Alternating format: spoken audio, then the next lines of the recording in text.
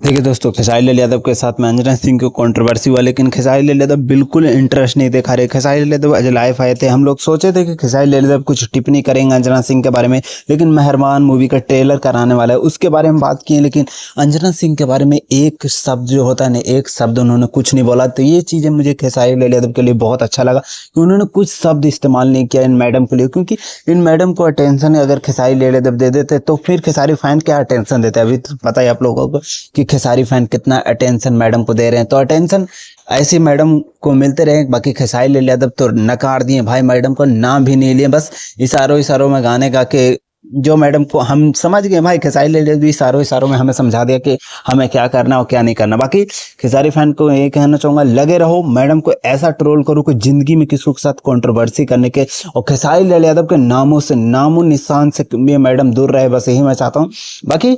Madam को अच्छे से पता चल गया होगा खेसारी लाल यादव के पावर, पूरा भोजपुरी इंडस्ट्री को भी पता चल रहा है खेसारी लाल यादव किस हद पे है और क्या इस्तादा में। मतलब खेसारी लाल यादव बोलेंगे मैंने भाई, खेसारी लाल यादव के बारे में आप लोग बोल देते थे, हम चुप रह जाते थे, लेकिन अब यहाँ पे बारी आई है खेसारी फैन के, और खेसारी फैन भाई किसी को नहीं है भाई। यहाँ पे हम खेसारी लाल यादव के बारे में बुरा भला बोल सकते तो तुम घंटे पे बैठोगे मेरी मैडम, तुमसे मुझे कुछ एक्सपेक्ट नहीं है। बाकी इसी तरह खेसारी भैया आप अच्छा काम किए कि रोस्ट नहीं किया, इस मैडम के बारे में कुछ बोले नहीं तो हम आपके बारे में कुछ